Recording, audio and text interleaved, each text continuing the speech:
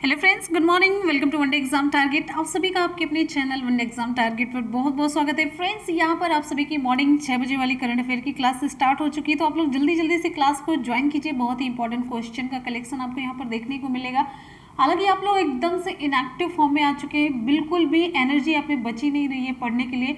कोई बात नहीं, लॉस किसका होगा? लॉस मेरा नहीं होगा, आप ही लोगों का लॉस होगा। जब एक साथ आप लोग ढेर लगा करके रखेंगे ना लास्ट मोमेंट पे, तो फिर कुछ समझ में नहीं आएगा। फिर आप लोग क्या कहेंगे, मैम कोई ऐसा वीडियो बनाइए जिसमें से सारे क्वेश्चन, मोस्ट इंपॉर्टेंट क्वेश्चन का कलेक्शन हो और उसमें से सारे एग्जाम में आ जाए। ऐसा कुछ भी नहीं होता है, कोई वीडियो ऐसी नहीं बन पाती है।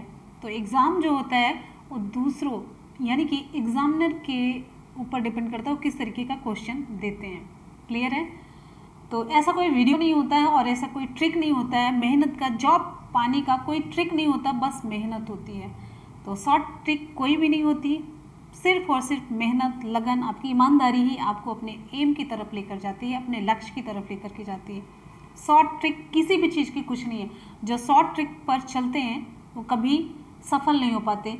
कभी कभार एक आध एग्जाम में सफल हो जाते हैं, लेकिन वो आगे नहीं, पूरे तरीके से वो ट्रिक पर सफल नहीं हो सकते। तो क्वेश्चन की तरफ आ जाएंगे, उससे पहले आप सभी को बताएंगे कि आपकी 3 क्लासेस होती हैं आपके वनडे एग्जाम टारगेट पर। मॉर्निंग में 6 बजे करंट अफेयर की क्लास, और दूसरी क्लास है 3 बजे, दोपहर की 3 बजे, और तीसरी क्लास है रात की 8 बजे। तीनों क्लासेस आप लोग जरूर ज्वाइन कीजिए।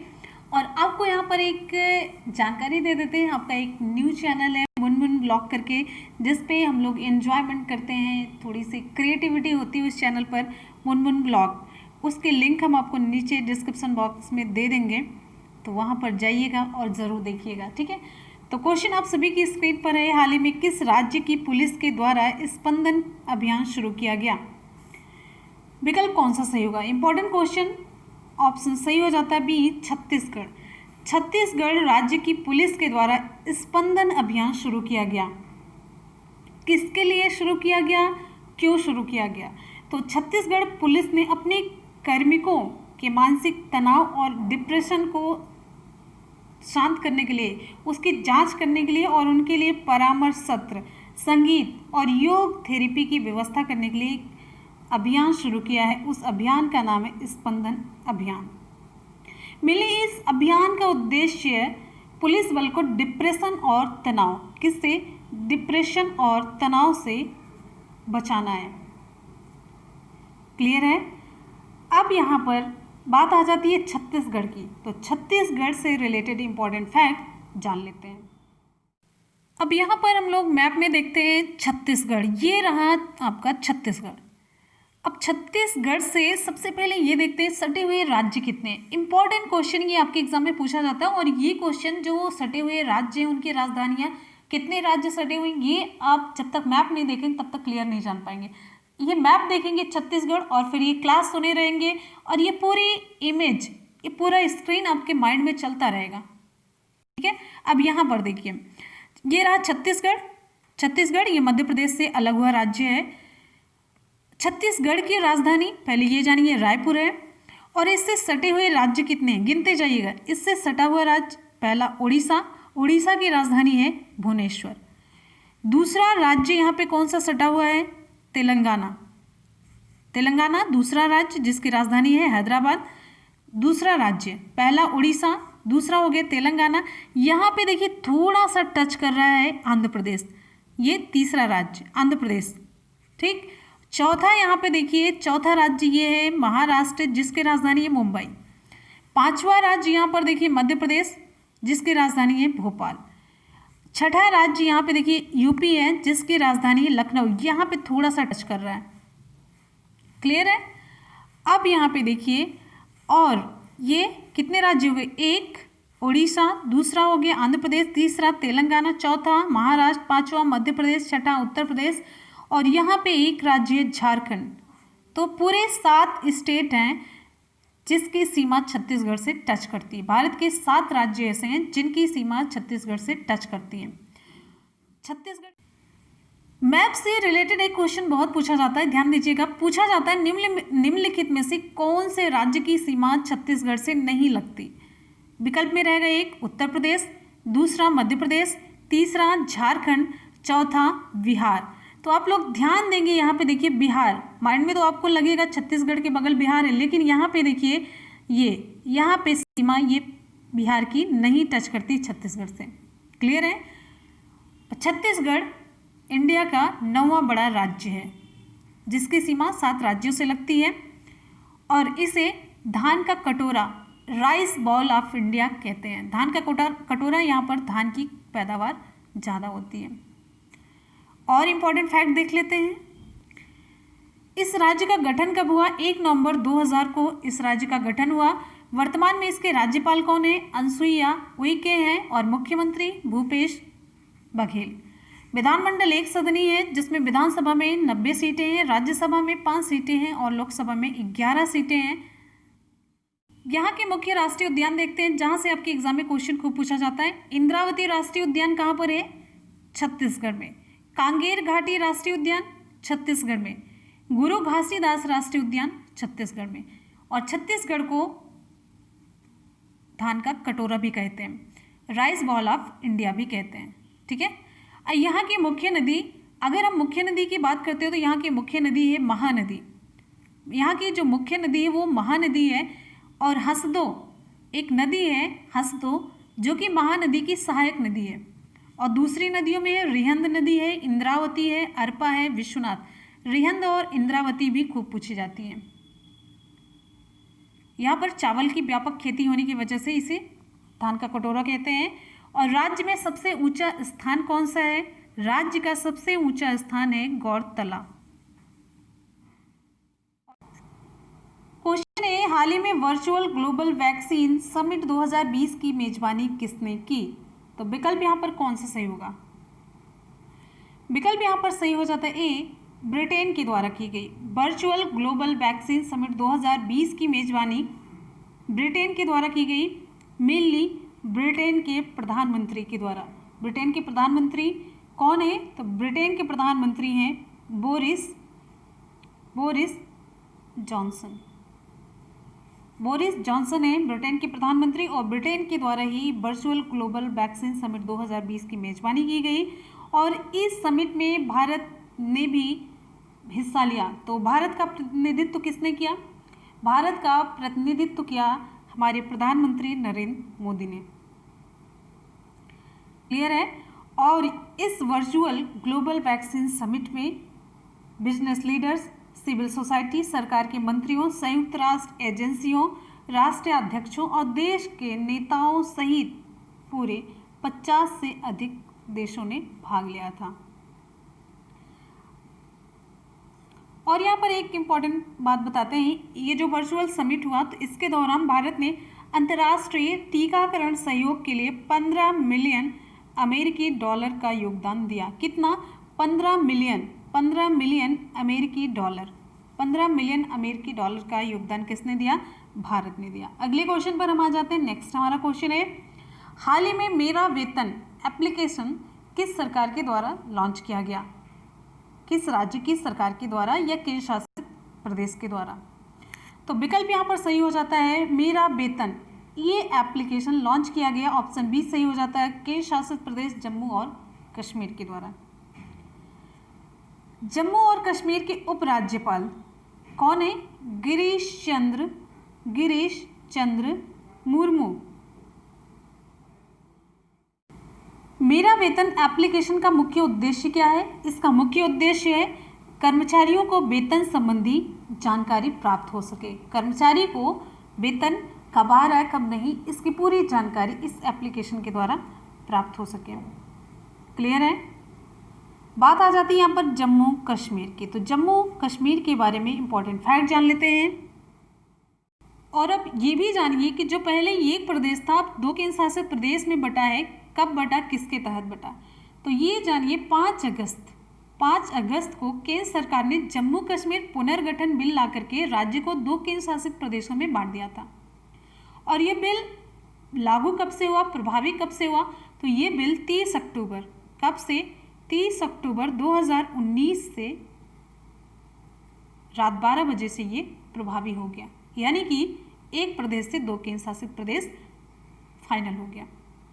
चलिए इसके बारे में कुछ इंपॉर्टेंट फैक्ट जानते हैं। जो कि आपके एग्जाम में खूब पूछे जाते हैं। अब यहाँ पे देखिए, ये जम्मू कश्मीर, इधर लद्दाख, तो हम यहाँ पर बात करेंगे जम्मू कश्मीर की। ठीक, तो जम्मू कश्मीर की राजधानी गर्मियों में है श्रीनगर ये, और सर्दियों में जम्मू यहाँ पर। और यहाँ पर उपराज्यपाल कौन है? गिरीश चंद्र मुर्मू है। राजकीय पशु यहाँ का हंगुल है। राजकीय पक्षी काली गर्दन वाली क्रेन है। और राजकीय वृक्ष है चिनार है। राजकीय फूल कमल है। और यहाँ पर आप लोग देखिए पड़ोसी राज्य कौन कौन से हैं। पड़ोसी राज्य ये देखिए हिमाचल प्रदेश, दूसरा यहाँ पे देखिए पंजाब। और अगर हम पड़ोसी राज्य के अलावा केंद्र शासित की बात करें तो ये लद्दाख भी इसमें शामिल है।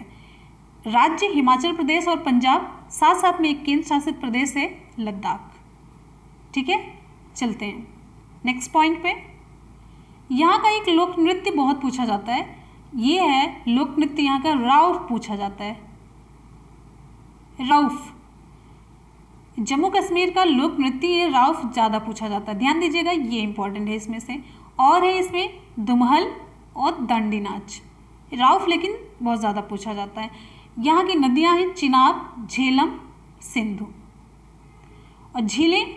ये सारे क्वेश्चन आपके एग्जाम में खूब पूछे जाते हैं, इसीलिए यहाँ पर हमने लिए हैं जिससे कि आप लोग आसानी से साथ साथ में जीके भी तैयार करते चलें। तो यहाँ पे नदियाँ देखिए, नदियाँ आप लोगों ने देख ली। झीलें, डल झील जो कि श्रीनगर में है, नागिन ये भी श्रीनगर में है, और वुलर झील ये श्रीनगर में है। और ये किसके लिए प्रसिद्ध है वुलर झील? ये जम्मू कश्मीर में स्थित भारत की बृहत्तम ताजे पानी की झील है, मीठे पानी की झील है। तो भारत की सबसे बड़ी ताजे पानी की झील कौन सी है? वुलर झील। कहाँ पर है? ये जम्मू कश्मीर में। ठीक है, यहीं पर एक झील और है मानसबल या मनसबल झील, ये भी श्रीनगर में है। और ये पक्षी प्रेमियों का स्वर्ग भी कहा जाता है, क्योंकि यह यहाँ पर कई अलग जाति के पक्षियों का घर भी है। और बात कर लेते हैं राष्ट्रीय उद्यान की, तो आपके एग्जाम में राष्ट्रीय उद्यान तो पक्का पूछा जाता है जम्मू कश्मीर का। यहाँ पे देखिए राष्ट्रीय उद्यान है दाचीगाम राष्ट्रीय उद्यान, ये कहाँ पर है? श्रीनगर में।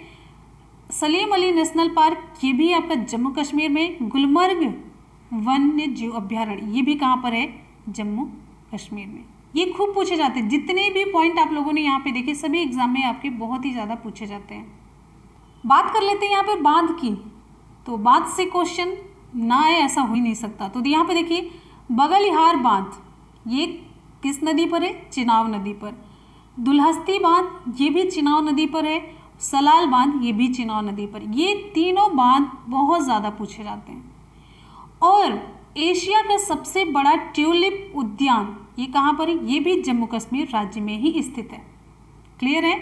तो जितने भी फैक्ट आप लोग देख रहे हैं आपके दिमाग में बैठ जाना चाहिए। साथ साथ में आपका जीके इस तरीके से तैयार होगा कि आपको बिल्कुल भी नहीं पता चलेगा आपका करंट के साथ साथ जीके भी तैयार हो रहा है। अब यहीं पे अमरनाथ और वैष्णो देवी के भी मंदिर हैं, जो अमरनाथ मंदिर की यात्रा करते हैं लोग, और वैष्णो देवी, तो ये भी जम्मू कश्मीर राज्य में है। तो इतने इंपॉर्टेंट फैक्ट आपको जम्मू कश्मीर और हरियाणा से रिलेटेड तैयार होने चाहिए। उम्मीद है कि आपको पसंद आ रहा होगा। अगर वीडियो पसंद आ रहा है तो वीडियो को लाइक ज़रूर कीजिए और अपने दोस्तों में शेयर बिल्कुल भी करना ना भूलें। और अगर चैनल पे नए स्टूडेंट हैं तो चैनल को सब्सक्राइब जरूर कर लेंगे। तो चलिए अगले क्वेश्चन की तरफ हम आ जाते हैं। क्वेश्चन पूछा जा रहा है, हाल ही में विश्व बैंक के नए ईडी और वरिष्ठ सलाहकार कौन नियुक्त किए गए? तो विकल्प यहाँ पर आपका सही हो जाता है सी, राजीव टोपनो। राजीव टोपनो विश्व बैंक के नए ईडी एग्जीक्यूटिव डायरेक्टर, कार्यकारी निदेशक, एग्जीक्यूटिव डायरेक्टर। और विश्व बैंक के नए ईडी और वरिष्ठ सलाहकार के रूप में राजीव टोपनो की नियुक्ति की गई है। और ये 2014 से नरेंद्र मोदी जी के निजी सचिव के रूप में भी ये कार्यरत थे राजीव टोपनो। और इसके अलावा आपको बता दें ब्रजेंद्र नवनीत को विश्व व्यापार संगठन WTO world trade organization Geneva Switzerland में भारत के राजदूत और स्थायी प्रतिनिधि के रूप में भी नियुक्त किया गया है, ये भी जानते रहिएगा आप लोग। और यहाँ पर बात आ जाती है विश्व बैंक की, तो इसके अध्यक्ष कौन है विश्व बैंक के, जानते रहिए डेविड मलपास। क्वेश्चन है, हाल ही में किस बैंक ने पेमेंट्स इंफ्रास्ट्रक्चर डेवलपमेंट फंड बनाने की घोषणा की। हाल ही में किस बैंक ने पेमेंट्स इंफ्रास्ट्रक्चर डेवलपमेंट फंड बनाने की घोषणा की। तो विकल्प यहाँ पर सही हो जाता बी, आरबीआई ने, रिजर्व बैंक ऑफ इंडिया ने। भारतीय रिजर्व बैंक के द्वारा payments infrastructure development fund PIDF, payments infrastructure development fund बनाने की घोषणा की गई है। और यहाँ पर बात आ जाती है आरबीआई की, रिजर्व बैंक ऑफ इंडिया की। तो यहाँ पर ये जानना बहुत ज़रूरी है कि इसके वर्तमान गवर्नर कौन है। तो शक्तिकांत दास। कौन है? शक्तिकांत दास हैं। और ये किस नंबर के गवर्नर हैं? 25वें नंबर के गवर्नर हैं। और आरबीआई का मुख्यालय कहाँ पर है? मुंबई में। स्थापना कब हुई? 1 अप्रैल 1935 को। कहाँ पर? कोलकाता में। नेक्स्ट क्वेश्चन पर हम आ जाते हैं। अगला क्वेश्चन आप सभी के लिए, जनवरी 2021 में यूनिक ट्विन समिट की मेजबानी किसके द्वारा की जाएगी। विकल्प यहाँ पर सही हो जाता है WEF। इसका full form world economic forum. लिख देते हैं world economic forum, WEF, world economic forum. जनवरी 2021 में यूनिक ट्विन समिट की मेजबानी करेगा। और यहाँ पर इसका फुल फॉर्म WEF, मैंने आपको बताया, वर्ल्ड इकोनॉमिक फोरम। और ये जो आयोजन होगा, ये जो समिट होगी, कहाँ पर होगी? ये दावोस में होगी। कहाँ पर? दावोस में की जाएगी। और इसका विषय क्या होगा? इस शिखर सम्मेलन का विषय क्या होगा?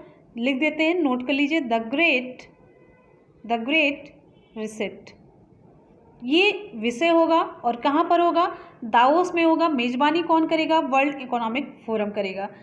यहाँ पर एक इम्पॉर्टेंट पॉइंट ये जा रही है, विश्व आर्थिक मंच, वर्ल्ड इकोनॉमिक फोरम के संस्थापक और कार्यकारी अध्यक्ष प्रेजेंट टाइम में कौन है? तो हैं क्लाउड श्वाब। और WEF के बारे में आपको हम डिटेल बता चुके हैं, पीछे की वीडियो आप लोग देख सकते हैं। और इतना ज़रूर होना चाहिए, जितना भी कुछ हम किसी भी चीज़ के बारे में डिटेल बताए रहे हैं, आपको याद होना चाहिए। अगले क्वेश्चन पर हम आएंगे। अगला क्वेश्चन आप सभी के लिए है, हाल ही में गरीबी रेखा से नीचे रहने वाले लोगों को फ्री इंटरनेट प्रदान करने वाला पहला राज्य कौन बना है। कौन सा राज्य है पहले नंबर पर आ गया गरीबी रेखा से नीचे रहने वाले लोगों को फ्री इंटरनेट प्रदान करने के लिए? तो विकल्प यहाँ पर सही हो जाता है केरल। केरल राज्य सरकार ने ये सेवा प्रदान की है किसको? गरीबी रेखा से जो नीचे रह रहे हैं। जब भी कभी केरल की बात अब आ रही है तो दिमाग में एक ही घटना याद आती है, उस बेचारी हथनी की घटना, जो कि इंसानियत को शर्मसार करने वाली थी। ये जीव जंतु, ये सब मेरे ऊपर, हमारे ऊपर, हम आदमियों के ऊपर डिपेंडेंट होते हैं कहीं ना कहीं से। और सबसे बड़ी चीज़ है, वो कहीं ना कहीं से, हम तो टोटली पेड़ पौधे और जीव जंतुओं पर ही निर्भर हैं। इनके बिना हमारा अस्तित्व ही नहीं। और हम इंसान इन्हीं को नुकसान पहुंचा रहे हैं, और इस हद तक नुकसान पहुंचा रहे हैं कि आदमी सुन करके भी नहीं झेल सकता। ये लोग कैसे कर जाते हैं? वो बेचारी किस तरीके से 3 दिन तक भूखी प्यासी उस पानी में पड़ी रही, साथ में उसका बच्चा वो भी मर गया, सांस नहीं ले पा रहा हो, कितनी घुटन में वो जिया होगा। और वो बेचारी हथनी, लेकिन फिर भी वो किसी को नुकसान नहीं पहुंचाई। धन्य है वो हथनी जिसने इतने तकलीफ़ के बावजूद भी किसी को नुकसान नहीं पहुंचाया। और लानत है ऐसी इंसानियत पर, ऐसे लोगों पर जिन्होंने ये सारा काम किया। उन्हें थोड़ी सी भी शर्म नहीं आई, थोड़ी सी भी दया नहीं आई। तो हम आप सभी से रिक्वेस्ट करते हैं कि आप लोग प्रकृति से प्रेम करिए, जीव जंतु पर दया रखिए, पूरे जीव जंतु पर, मानव से लेकर के जीव जंतु पर, सभी पर दया रखनी चाहिए। दया का भाव आपके मन में होना चाहिए, दया का विचार हमेशा आना चाहिए आपके मन में। इंसान हो तो इंसान की तरह ज़रूर रहना चाहिए, कुछ न कुछ इंसानियत होनी चाहिए हर इंसान में। अगर वो इंसान की कैटेगरी में अपने को समझते हैं और अगर हैवान समझते हैं तो फिर तो यहाँ रहने के लिए तो फिर आदमियों की सोसाइटी में रहना ही नहीं चाहिए ना। कैटेगराइज रहिए, आप बगल रहिए, जैसे कि आपसे एक्सपेक्टेशन ये ना की जा सके कि आप इंसानों वाला काम करेंगे। तो बस हम माफ़ी मांग सकते हैं उस हथनी से, इंसान होने के नाते। चलते हैं अगले क्वेश्चन पर। भावुक हो जाता है मन अजीब सा। केरल को पूरे अच्छी तरीके से मैप के थ्रू देखते हैं और पूरा डिटेल यहाँ पर देखते हैं, जितने इंपॉर्टेंट पॉइंट है वो कवर कर लेते हैं। यहाँ मैप में देखिए केरला, केरला की राजधानी क्या है, ये देखिए तिरुवनंतपुरम। केरल में कुल कितने जिले हैं, 14 जिले हैं। केरल की राजभाषा क्या है, मलयालम है। केरल का गठन कब हुआ, 1 नवंबर 1956 को। और केरल के वर्तमान राज्यपाल कौन है, पी सतीशिवम है। मुख्यमंत्री पिनाराई विजयन है। विधानसभा में सीटें 140 हैं, राज्यसभा में 9 सीटें, लोकसभा में 20 सीटें। तो यहाँ मैप में आप लोग देख करके बताइए केरल से कितने राज्य सटे हुए हैं, केरल की सीमा से कितने राज्यों की सीमाएं लग रही हैं। आप लोग कमेंट सेक्शन में कमेंट करके जरूर बताएंगे। और जितने राज्य लग रहे हैं उनके उनके राजधानी अभी आपको बतानी है। तो जितने राज्य लग रहे हैं वो और उनकी राजधानी के साथ आप कमेंट सेक्शन में रिप्लाई करेंगे। अब यहाँ पे एक और इम्पॉर्टेंट फैक्ट ये जान लेते हैं। हाल ही में केरल में एक कार्यक्रम चलाया गया, एक अभियान चलाया गया। भारतीय बाल चिकित्सा अकादमी ने एक कार्यक्रम चलाया, टीबी फ्री एयर, जो वायु हो टीबी के जीवाणुओं से फ्री हो, फॉर एवरी चाइल्ड, सभी बच्चों के लिए टीबी फ्री हवा मिल सके। तो ये कार्यक्रम कहाँ चलाया गया, केरल में चलाया गया। इसका उद्देश्य क्या है, राज्य में बच्चों में टीबी को समाप्त करना है, राज्य के बच्चों में टीबी समाप्त करना है। अब यहाँ पे एक इम्पॉर्टेंट फैक्ट ये जान लेते हैं, टीबी ट्यूबरकुलोसिस ये क्या है, एक संक्रामक रोग है जो माइकोबैक्टीरियम ट्यूबरकुलोसिस नामक बैक्टीरिया की वजह से होता है। जीके भी हमें साथ साथ में तैयार करना है, ये हमारा टारगेट है। तो ये टीबी किसकी वजह से होता है, जीवाणु की वजह से। जीवाणु का नाम है माइकोबैक्टीरियम ट्यूबरकुलोसिस, ठीक है। और यहीं पर हाल ही में अंतर्राष्ट्रीय समुद्री खाद्य शो 2020 का आयोजन भी किया गया, कहाँ पर, कोच्चि में। यहीं पर कोरोना वायरस को सबसे पहले राज्य आपदा भी घोषित किया गया, किसके द्वारा, केरल राज्य के द्वारा। 55वां ज्ञानपीठ पुरस्कार प्राप्त करने वाले जो कवि हैं, अक्किथम अच्युतन नंबूदरी, ये भी केरल से ही रिलेटेड है, केरल के ही हैं। 55वां ज्ञानपीठ पुरस्कार प्राप्त करने वाले कवि जिन्होंने मलयालम भाषा में अपनी रचनाएं लिखी, ये इनका नाम अक्किथम अच्युतम नंबूदरी, ये भी केरल राज्य के हैं। और हाल ही में डूरन कप 2019 का खिताब गोकुलम केरल एफसी ने जीता, ये भी केरल राज्य से संबंधित है। देश का पहला डिजिटल गार्डन कहाँ पर खोला जा रहा है, ये भी केरल में खोला जा रहा है। तो सभी जितने इंपॉर्टेंट फैक्ट हैं आप लोगों के यहाँ पे तैयार हो गए। केरल राज्य से एक भी क्वेश्चन जो भी आ जाता उस राज्य से रिलेटेड, ना तो हम जीके का फैक्ट ना ही करंट का फैक्ट, कुछ भी नहीं छोड़ेंगे। तो इससे बेटर तरीका नहीं हो सकता आपका करंट अफेयर्स और जीएस साथ साथ में चलने का। तो चलते हैं अगले क्वेश्चन की तरफ। अगला क्वेश्चन आप सभी के लिए, फ्रेंड्स, आप सभी से एक ही रिक्वेस्ट है कि आप लोग वीडियो को ज़्यादा से ज़्यादा लोगों में शेयर कीजिएगा, जिससे कि हमारे अंदर भी एक मोटिवेशन हो, आगे क्वेश्चन अच्छा बनाने की और भी प्रेरणा मिल सके, और भी पॉइंट हम जोड़ सकें इसमें अच्छे तरीके से, और भी वीडियो अवेलेबल करा सकें। आप लोग हमें सजेस्ट कीजिएगा और शेयर करते रहिएगा, दोस्तों में सभी का फायदा हो। आप नॉलेज को शेयर करते रहिए, सभी में शेयर करते रहिए। बस हमें एक मोटिवेशन भी मिलना चाहिए कि अगर हम काम कर रहे हैं तो हमें भी थोड़ा सा मोटिवेशन मिले। तो बस आप लोग शेयर करते रहिएगा। अगले क्वेश्चन पे चलते हैं। नेक्स्ट हमारा क्वेश्चन है, हाल ही में WTO में भारत के नए राजदूत कौन नियुक्त हुए, किसकी नियुक्ति हुई है WTO में भारत के नए राजदूत के रूप में। तो विकल्प आपका सही हो जाता है बी, ब्रजेंद्र नवनीत। भारत ने ब्रजेंद्र नवनीत को विश्व व्यापार संगठन WTO, वर्ल्ड ट्रेड ऑर्गेनाइजेशन, विश्व व्यापार संगठन में भारत का नया राजदूत नियुक्त किया है। और ये ब्रजेंद्र नवनीत तमिलनाडु कैडर के 1999 बैच के IAS अधिकारी हैं। बात आ जाती है यहाँ पर WTO की, तो वर्ल्ड ट्रेड ऑर्गेनाइजेशन, चलिए इसका फुल फॉर्म लिख देते हैं, वर्ल्ड ट्रेड ऑर्गेनाइजेशन, ठीक है, ऑर्गेनाइजेशन। और इम्पॉर्टेंट फैक्ट ये है कि इसका मुख्यालय कहाँ पर है, जिनेवा, स्विट्जरलैंड में। विश्व व्यापार संगठन के सदस्य राष्ट्र कितने हैं? 164। विश्व व्यापार संगठन की स्थापना कब हुई? 1 जनवरी 1995 को, 1995 को विश्व व्यापार संगठन की स्थापना हुई। चलते हैं अगले क्वेश्चन पर। हम अगला क्वेश्चन आप सभी के लिए है, हाल ही में भारत सरकार ने शहरी क्षेत्रों में वन आवरण बढ़ाने के उद्देश्य से किस कार्यक्रम का शुभारंभ किया? तो विकल्प यहाँ पर सही हो जाता है ए, नगर वन शहरी वन। विकल्प ए सही हो जाता है। भारत सरकार ने शहरी क्षेत्रों में वन आवरण बढ़ाने के उद्देश्य से नगर वन शहरी वन कार्यक्रम शुरू किया। नगर वन कार्यक्रम देश भर के 200 निगमों और शहरों के साथ शुरू किया गया है। ध्यान दीजिएगा, 200 है संख्या। अब यहाँ पर बात आ जाती है, कोई भी कार्यक्रम शुरू किया जाता है उसका एक उद्देश्य होता है। उद्देश्य जानना बहुत ज़रूरी होता है। उद्देश्य, लक्ष्य, टारगेट क्या है?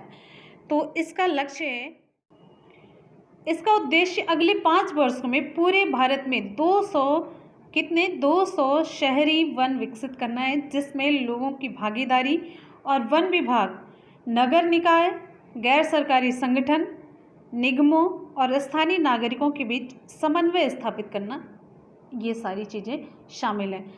ये पूरा शहरी वन विकसित करना, उसके साथ साथ सभी जितने संगठन, निकाय, इन सभी के बीच एक समन्वय स्थापित करना है।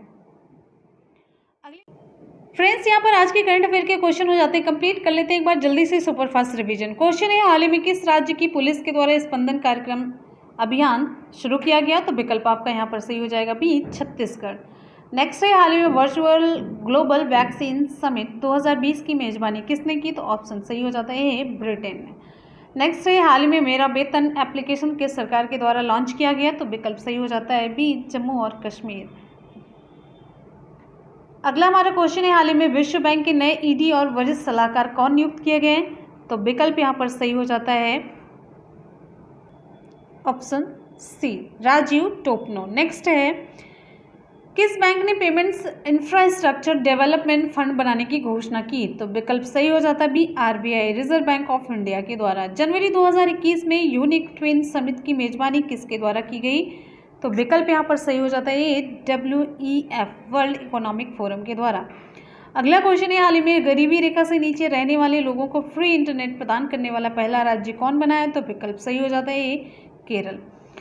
हाल ही में WTO में भारत के नए राजदूत कौन नियुक्त किए गए हैं? तो विकल्प यहाँ पर सही हो जाता है बी, ब्रजेंद्र नवनीत।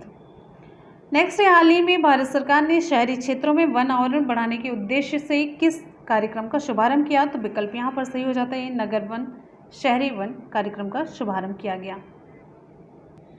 आज के करंट अफेयर का रिवीजन कंप्लीट हो जाता है और हम कल के क्वेश्चन का टेस्ट देखेंगे। तो क्वेश्चन है, हाल ही में नेशनल फर्टिलाइजर्स लिमिटेड के नए CMD का पदभार किसने संभाला? तो विकल्प यहाँ पर ए सही हो जाता है, वीरेंद्र नाथ दत्त। आज के करंट अफेयर का सुपरफास्ट रिवीजन कंप्लीट हो जाता है। अब हम लोग करेंगे कल के क्वेश्चन का टेस्ट। हम पूछते चलेंगे, आप लोग जल्दी जल्दी से रिप्लाई करते चलिएगा, ठीक है। क्वेश्चन है, हाल ही में नेशनल फर्टिलाइजर्स लिमिटेड के नए CMD का पदभार किसने संभाला? तो विकल्प यहाँ पर ए सही हो जाता है, वीरेंद्र नाथ दत्त। अगला है, हाल ही में किस मंत्रालय के द्वारा 1 year of Modi 2.0 E booklet का विमोचन किया गया? तो विकल्प सही हो जाता है बी, सूचना मंत्रालय के द्वारा। अगला क्वेश्चन है, हाल ही में विश्व पर्यावरण दिवस कब मनाया गया? ऑप्शन ए सही हो जाता है, 5 जून को। किस थीम के साथ आपको बताना है? तो यहाँ पर देखिए, अगला है, हाल ही में कॉमनवेल्थ शॉर्ट स्टोरी प्राइज 2020 से किसे सम्मानित किया गया? ऑप्शन ए, कृतिका पांडे को। किस स्टोरी के लिए? The great Indian T and snacks के लिए इन्हें ये पुरस्कार मिला है। नेक्स्ट हमारा क्वेश्चन है, हाल ही में किस बैंक ने मोबाइल पर चालू खाता खोलने की सुविधा शुरू की? ऑप्शन सही हो जाता है बी, इंडसइंड बैंक के द्वारा। नेक्स्ट है, हाल ही में अनवर सागर का निधन हो गया, वे किस क्षेत्र से संबंधित थे? ऑप्शन सी, गीतकार। हमारा अगला क्वेश्चन है, हाल ही में केंद्र सरकार ने स्नातकों के प्रशिक्षण के लिए कौन सा एप्लीकेशन लॉन्च किया गया? तो विकल्प बी सही हो जाता है, ट्यूलिप एप्लीकेशन लॉन्च किया। ट्यूलिप का फुल फॉर्म है the urban learning internship program. आज का टेस्ट भी यहाँ पर कंप्लीट हो जाता है और चलते हैं आज के सवाल की तरफ। उससे पहले देखेंगे जो कल हमने सवाल पूछा था उसका सही जवाब क्या है। तो उसका सही जवाब है ए, 5 जून। कल मैंने सवाल पूछा था, हाल ही में विश्व पर्यावरण दिवस कब मनाया गया?